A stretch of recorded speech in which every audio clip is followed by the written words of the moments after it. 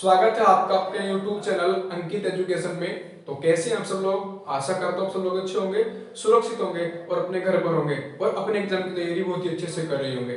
देखिए, जैसे कि आप लोगों को दिख रहा है, जो आज का हमारा लेक्चर है वो बेसिकली बायो का लेक्चर है, जिसमें हम पहले से ही पढ़ते आ रहे थे ब्लड सर्कुलेशन सिस्टम। यहाँ पे मैंने लिखा भी है शॉर्ट फॉर्म में BCS, ब्लड सर्कुलेशन सिस्टम, रुधिर परिसंचरण तंत्र। लास्ट क्लास में जो हमने बातें की थी वो हमारे ब्लड ग्रुप को लेकर जितने भी क्वेश्चंस बनते थे वो सारे हमने लास्ट क्लास में कवर कर लिए थे। जो आज बात करेंगे हम अपना देखेंगे रुधिर स्किंदन को, RH फैक्टर को देखेंगे, कुछ जीन्स के बारे में पढ़ेंगे और फिर हम कुछ क्वेश्चंस करेंगे। उससे पहले आप प्लीज इसको शेयर कर दीजिए सभी को, जिनको भी आप शेयर करते हैं, जहाँ पे भी जैसे आपका टेलीग्राम हो गया, व्हाट्सएप, फेसबुक, जितने भी आपके सोशल नेटवर्क साइट हैं उन पे आप उसको शेयर कर दीजिएगा।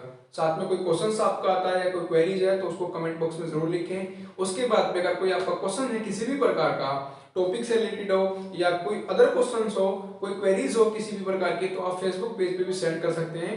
अंकित एजुकेशन के नाम से हमारा फेसबुक पेज है, टेलीग्राम चैनल भी है हमारे अंकित एजुकेशन के नाम से, वहां पे भी आप उसको शेयर कर सकते हैं। तो चलिए शुरू करते हैं अपनी क्लास। सबसे पहले पढ़ेंगे हम RH फैक्टर के बारे में। RH फैक्टर से कई बार ऐसे क्वेश्चन बनते हैं जो बिल्कुल सिंपल होते हैं, लेकिन उनको थोड़ा समझना पड़ता है कि कैसे क्वेश्चन बनेगा, वो मैं अभी आपको कराने वाला हूं क्वेश्चन। तो चलिए सबसे पहले RH फैक्टर।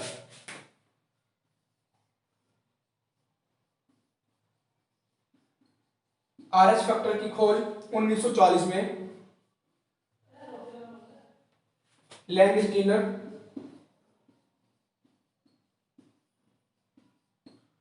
और वीनर नाम के दो साइंटिस्ट हुए। 1940 में की थी RH फैक्टर की खोज किसने?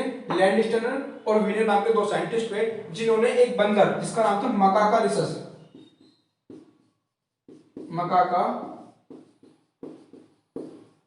मकाकारिसस नाम के बंदर से खोज की थी।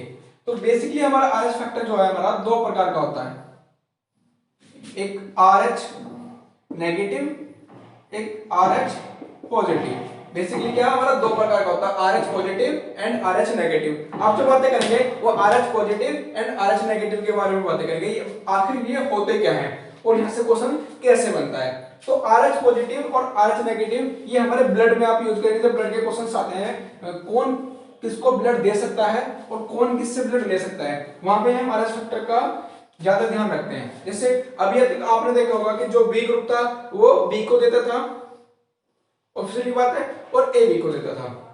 लेकिन अभी यहां पे अगर मैं बोलूंगा कि B पॉजिटिव है या B नेगेटिव है, A पॉजिटिव है, A नेगेटिव है, तो फिर वहां पे RH फैक्टर का काम होता है। तो सबसे पहले RH फैक्टर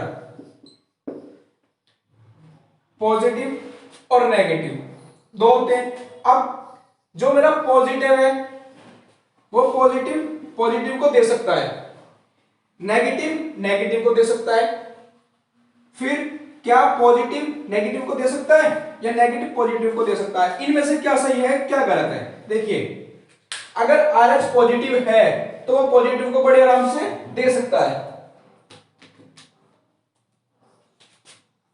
अगर नेगेटिव है नेगेटिव भी दे सकता है, लेकिन पॉजिटिव नेगेटिव को नहीं दे सकता, नेगेटिव पॉजिटिव को दे सकता है। अब इसके समझने के लिए एक छोटी सी ट्रिक का यूज करते हैं। ट्रिक क्या है हमारी? देखिए, पॉजिटिव है, पॉजिटिव क्या है मेरा? शाकाहारी मानो उसको, शाकाहारी, और ये है मेरा मांसाहारी।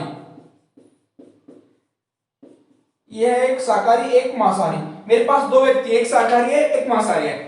अब देखो, शाकाहारी मांसाहारी के घर जाके खाना नहीं खा सकता, क्यों? वहां पे उसको मिलेगा मुर्गा बकरा ये सब चीजें मिलेगी, वो नहीं खा सकता है। लेकिन मांसाहारी जो है वो शाकाहारी के घर जाके खाना खा सकता है, क्योंकि सब्जी मिलेगी, पनीर मिलेगा, ये सब चीजें मिलेगी, वो आराम से जाके खा सकता है। तो पॉजिटिव नेगेटिव के घर नहीं जा सकता, लेकिन नेगेटिव पॉजिटिव के घर जा सकता है। और पॉजिटिव ये पॉजिटिव के घर तो जा ही नहीं जाएगा। RH पॉजिटिव, ये RH पॉजिटिव है, RH नेगेटिव और ये आपका RH नेगेटिव, इसको दे सकता है, इससे ले भी सकता है आपस में। लेकिन ये इसको क्या कर सकता है? नहीं दे सकता। ये इसको दे सकता है, देखो यहाँ पे देखो, पॉजिटिव पॉजिटिव को दे सकता है, नेगेटिव नेगेटिव को दे सकता है, पॉजिटिव नेगेटिव को नहीं दे सकता, लेकिन नेगेटिव पॉजिटिव को दे सकता है। ये हमारा RH फैक्टर है। लेकिन यहाँ पे क्वेश्चंस कैसे बनेगा? अब क्वेश्चन बनने के लिए यहाँ पे कई प्रकार के क्वेश्चन बनते हैं। जैसे आपसे कहेगा कि एक व्यक्ति रोड पर जा रहा था और जाते जाते उसका एक्सीडेंट हो जाता है, पता चलता है कि उसका ब्लड ग्रुप बी नेगेटिव है, बी नेगेटिव है, तो उसको कौन सा ब्लड दिया जाएगा? वहां पे आपका बी या ओ ये सब ऑप्शन नहीं आएंगे, वहां पे आएगा A positive, B negative, O positive, इस तरह के क्वेश्चन आते हैं। तो वो थोड़े एडवांस क्वेश्चन हो जाते हैं। हम सभी क्वेश्चंस को करेंगे, ये आप नोट कर लीजिएगा, इसको आप ट्रिक को भी यूज करेंगे, उनको याद कर ले। फिर मैं आपको अभी क्वेश्चन कराने वाला हूं, जल्दी जल्दी से क्वेश्चन कराऊंगा। 2-3 प्रकार के क्वेश्चन मिलेंगे, वो सारे मैं करूंगा, जल्दी से इसको नोट करो।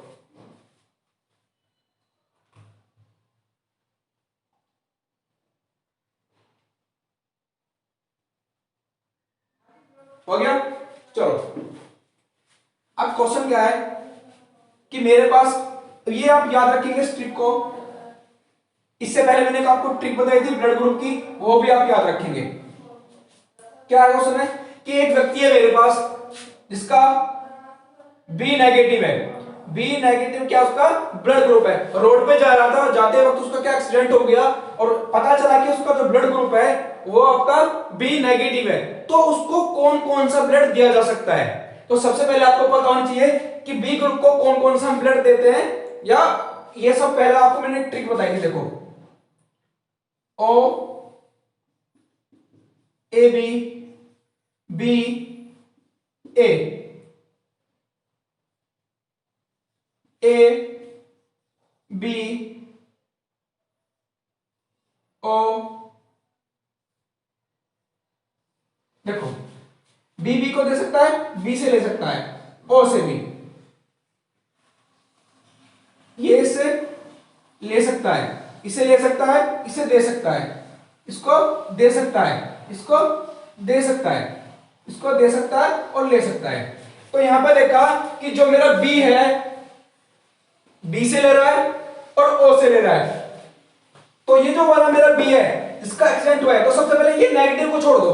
बी को कौन कौन सा ब्लड दे रहा है? बी को भैया एक तो मेरा ओ दे रहा है, ये दे रहा हो, ओ से ले रहा है, और एक बी से ले रहा है। यहां पे इतना क्लियर होगा, बी ओ बी दोनों का आ गया। अब आपको ये याद करना है कि जो मेरा बी है वो नेगेटिव है या पॉजिटिव है? वो नेगेटिव है। नेगेटिव मतलब प्लस मतलब शाकाहारी और माइनस मतलब मांसाहारी। तो मांसाहारी के घर कौन जा सकता है? कोई नहीं जा सकता। मांसाहारी के घर तो मांसाहारी ही जाएगा, शाकाहारी के घर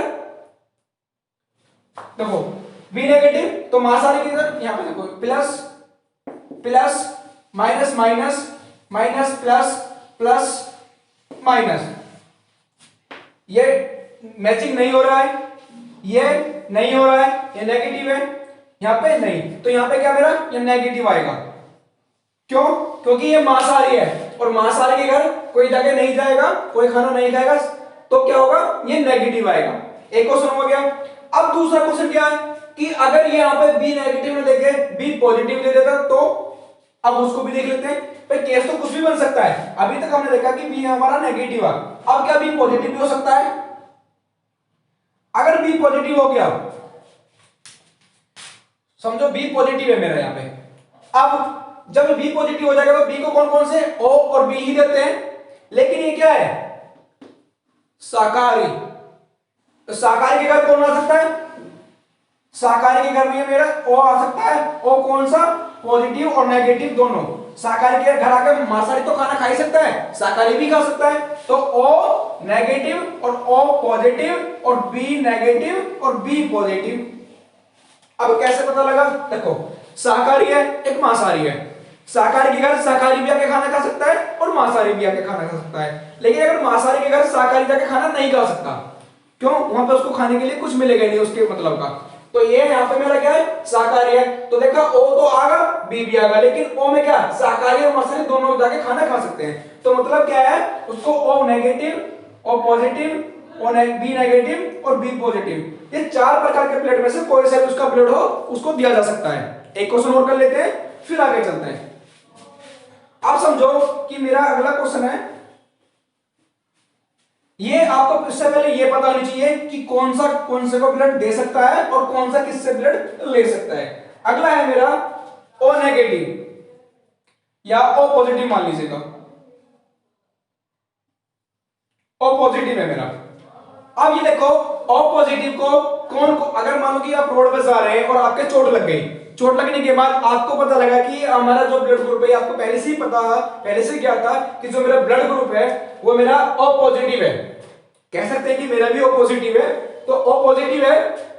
उसके बाद आपको कौन कौन सा ब्लड दिया जा सकता है, जैसे मान लो सच में मेरा ही ओ पॉजिटिव है, उसके बाद मुझे पता कैसे लगेगा कि मुझे कौन सा ब्लड दे सकते हैं कौन सा नहीं दे सकता। आपने देखा कि ओ तो क्या सर्वदाता है, लेकिन ओ में भी क्या है आरएच फैक्टर देखेंगे, नेगेटिव और पॉजिटिव, तो क्या होगा इसको देखो, ये कौन सा है, शाकाहारी है मांसाहारी है, ये हमारा क्या है शाकाहारी है, लेकिन ओ को केवल ओ ही देता है, और कोई नहीं देता, ओ को क्या है ओ ही देता है, तो ओ को ओ ही देगा, लेकिन शाकाहारी और मांसाहारी दोनों आ जाएगा, ओ नेगेटिव भी और ओ पॉजिटिव भी, ओ नेगेटिव और ओ पॉजिटिव ये सारा आ जाएगा। क्या देखो ओ को केवल ओ ही दे रहा है और कोई दे ही नहीं रहा, तो इसमें क्या ओ नेगेटिव और ओ पॉजिटिव आ जाएगा। अब इतनी बातें कंप्लीट हुई, ये हमारा इससे था क्वेश्चन, लेकिन कुछ क्वेश्चन और बनते हैं, जैसे आपने अभी तक पढ़ा है कि सर्वदाता कौन सा है ओ, सर्वग्राही ए बी, लेकिन अगर आरएच फैक्टर की बात करें कि इनमें मेरा क्या है आरएच फैक्टर भी तो हो सकता है, यहां पे ए बी पॉजिटिव होगा और ए बी नेगेटिव होगा, इनमें से सर्वदाता कौन सर्वग्राही कौन सा है, यहां पे भी मेरा क्या होगा ओ नेगेटिव ओ पॉजिटिव, इनमें सर्वदाता कौन सा है, मैक्सिमम कौन सा पाया जाता है, मिनिमम कौन सा पाया जाता है, तो इस तरह के क्वेश्चंस काफी सारे देखने को मिलते हैं एग्जाम में। तो आपके क्या करें इसको नोट कर लिया, तो मैं वो क्वेश्चन कराने वाला हूं जल्दी से। देखो एक एक करके सभी क्वेश्चंस को लिखते चले जाएंगे, नोट बना के लिखेंगे सभी क्वेश्चन को।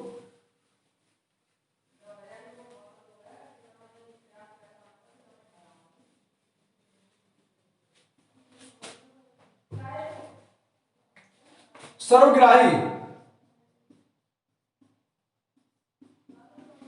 ए बी पॉजिटिव, सर्वदाता O negative, A B positive और O negative, maximum O positive, minimum A B negative. Note करो इनको, सर्वग्राही ए बी पॉजिटिव, सर्वदाता O negative, maximum O positive, minimum A negative, ये चार क्वेश्चन है, फटाफट नोट करो।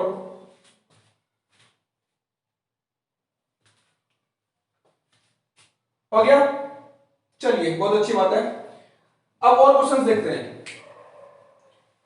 एक आपने नाम सुना होगा गर्भ रक्ताणु कोरकता, इरिथ्रोब्लास्टोसिस फुटिलिस, इसमें क्या होता है कि जो आपके जो मेल और फीमेल होते हैं वो आरएच पॉजिटिव एंड नेगेटिव होते हैं, तो उनकी क्या होती है पहली संतान तो इजीली हो जाती है, लेकिन जो दूसरी संतान होती है उसमें प्रॉब्लम होती है।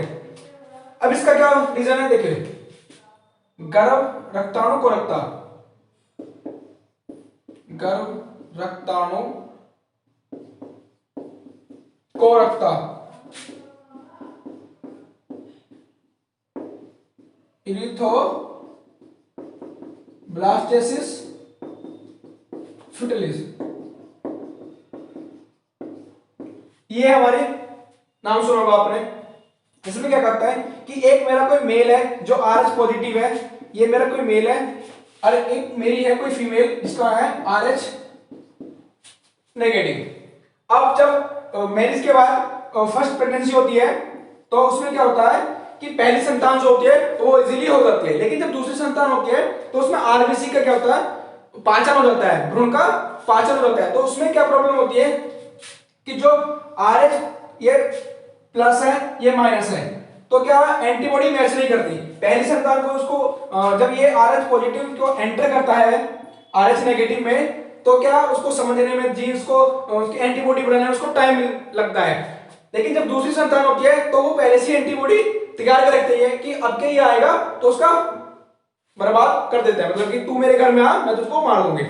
तो क्या करते हैं कि जो RH पॉजिटिव दूसरी संतान में जब जाता है H नेगेटिव में, तो उसका भाषण हो जाता है।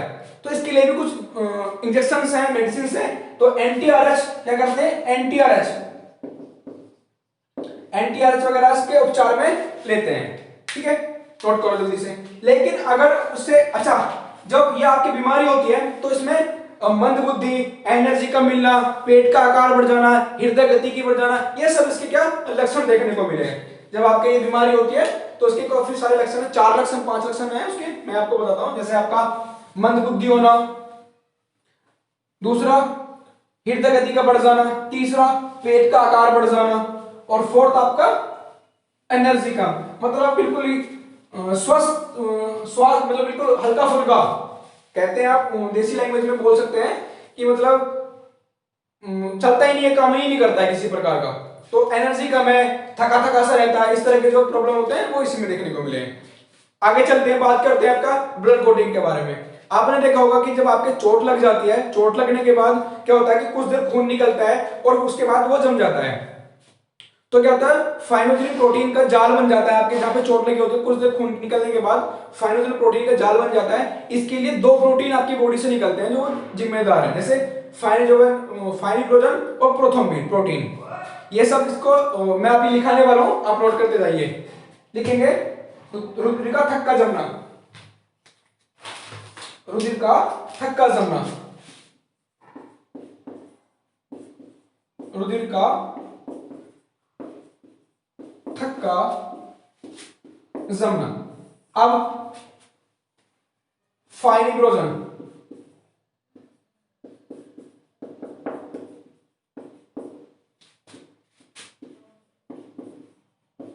जाल बन जाता है, फाइब्रोजन का जाल बन जाता है।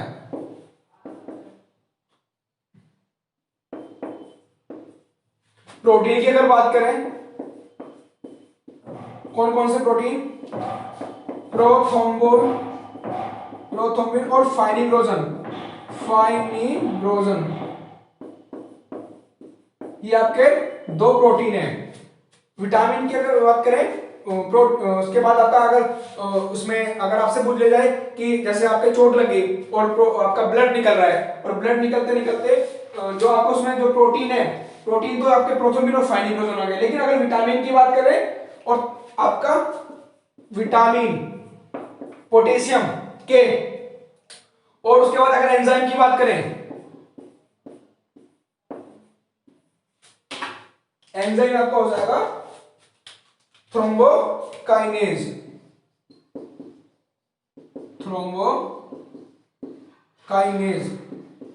आपका एंजाइम।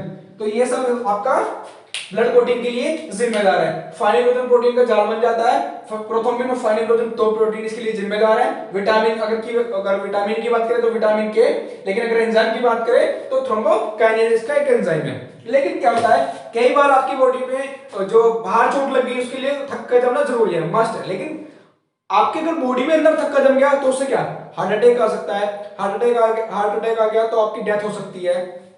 तो वहां इतना वो नहीं है, लेकिन उसके रोकने के लिए भी क्या है, तो उसको नोट करो, फिर मैं आपको बताता हूं उसको। जैसे आपको अंदर उसको थक्का ना जमे, मानो कि आपकी बॉडी में ब्लड बह रहा है और ब्लड बहते बहते आपका अगर थक्का जम गया तो आपकी डेथ हो सकती है, क्योंकि अगर आपकी बॉडी में ब्लड ही नहीं सर्कुलेट होगा तो आप समझेंगे कैसे। ठीक है, चलो ये हो गया। अच्छा, इसमें मेटल में अगर बात करें तो कौन सा मेटल होगा, आप बता सकते हैं कि कौन सा मेटल जिम्मेदार है इसके लिए, थक्का जमने के लिए? Metal, calcium. लेकिन थक्का रोकने वाली भी एक प्रोटीन है, थक्का रोकने वाली एक प्रोटीन है, इसका नाम है हिपेरिन। हिपेरिन प्रोटीन कहां से मुक्त होती है, आपका लीवर से मुक्त होती है,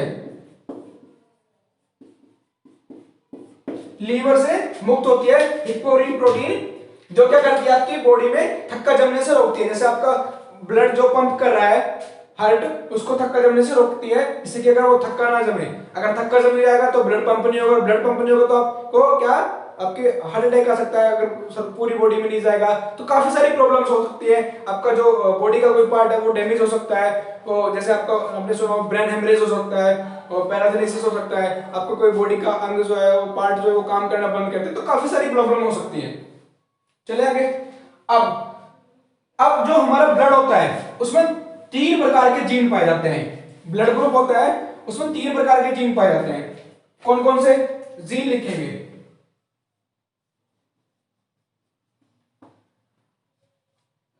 IA, IB और I0। देखिए एक मेरा क्या I A B AB और O। इसमें कौन सा है? IA या IA I0, IB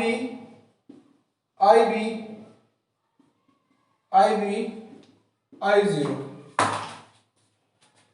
इसमें आपका IA IB, इसमें आपका I0 या आप इसको कहते हैं O। ठीक है, ये 3 जीन्स पाए जाते हैं, IA IB IO। आप I0 भी बोल सकते हैं या IO भी बोल सकते हैं। अब इनके क्वेश्चन कैसे बनेंगे? काफी बार क्वेश्चन बनते हैं कि माता पिता दोनों का ब्लड दिया जाता है, तो आपसे पूछ लिया जाता है कि उनके बच्चा जो या उनकी संतान जो होगी उसका ब्लड कौन से ग्रुप का होगा। जैसे मान लो ये आपका माता को दे दिया A और पिता को दे दिया B, तो A में आपका IA I0 या आपका IB और I0। अब इस क्वेश्चन को कैसे करेंगे? ये क्वेश्चन है माता का A है और पिता का क्या है? B है। माता का A पिता का B, तो उनका ये ले लेंगे IA I0 और IB I0। एक बार IA की इन सब में मल्टीप्लाई करा दो तो क्या बनेगा? IA IB। तो IA IB कहां मैच कर रहा है? यहां पे, तो AB आ गया। फिर IA की IO में IA IO, तो कौन सा आ गया? A आ गया। फिर IO की इसमें IO IB, तो कौन सा ब्लड ग्रुप आ गया? B आ गया। IO की IO में, तो IO तो O। तो कौन कौन से ब्लड ग्रुप बन गए? क्वेश्चन का आंसर इधर लिख रहा हूं मैं यहां पे। A भी आपको मिल गया, B भी मिल गया, AB भी मिल गया, O भी मिल गया। मतलब 25-25%, मतलब चारों ग्रुप में से उसकी 25-25% की है कि या तो उसका A होगा, B होगा, AB होगा या O, कोई सा भी उसका ब्लड ग्रुप हो सकता है। तो इस प्रकार से इसका क्वेश्चन करेंगे। इसकी मल्टीप्लाई इसमें, इसकी मल्टीप्लाई इसमें, जो सा आपका बन कर रहा उसको लिख लेंगे। तो ये आपके जीन्स के क्वेश्चन होते हैं, ये आपको जीन के क्वेश्चन करने हैं। तो ये नोट करो जल्दी से, आगे चलते हैं। फिर कुछ क्वेश्चन है इंपोर्टेंट, वो मैं लिखूंगा आपको।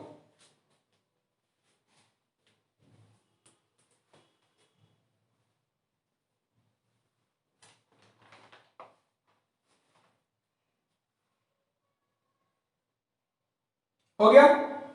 चलिए, आपने देखा होगा कि जब आप ब्लड लेने जाते हैं कहीं भी ब्लड बैंक वगैरह में, तो वहां पे आपको एक बोतल मिलती है और बोतल में कितना होता है? 350 ग्राम। 350 ग्राम क्या होता है? ब्लड होता है। इसमें क्या होता है? 300 प्लस 50, जो 300 होता है ये आपका ब्लड होता है, और जो 50 ग्राम होता है ये EDTA, ethyl di tetra acetate. Ethyl di tetra acetate नाम लिख लेंगे, एथिल डाई टेट्रा एसीटेट। ये क्या करता है कि इस ब्लड को जमने से रोकता है। क्या करता है? ब्लड को जमने से रोकता है। आपने देखा होगा जो ब्लड बैंक का टेम्परेचर होता है जिसमें ये ब्लड रखा जाता है, तो टेम्परेचर की अगर बात करें तो 4 से लेकर 4.4 डिग्री तक इसका क्या होता है? टेम्परेचर होता है।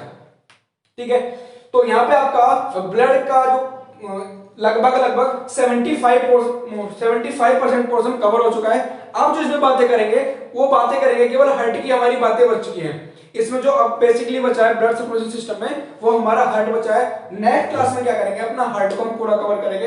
यहां तक भी आपको कोई क्वेश्चन है, कोई क्वेरीज है किसी प्रकार का, देखिए जितना भी मैंने आपको कराया है ना, इसमें से क्वेश्चन जरूर बनेगा। बस आपको थोड़ा सा ध्यान लगा के कंसंट्रेट करके समझ के पढ़ना है।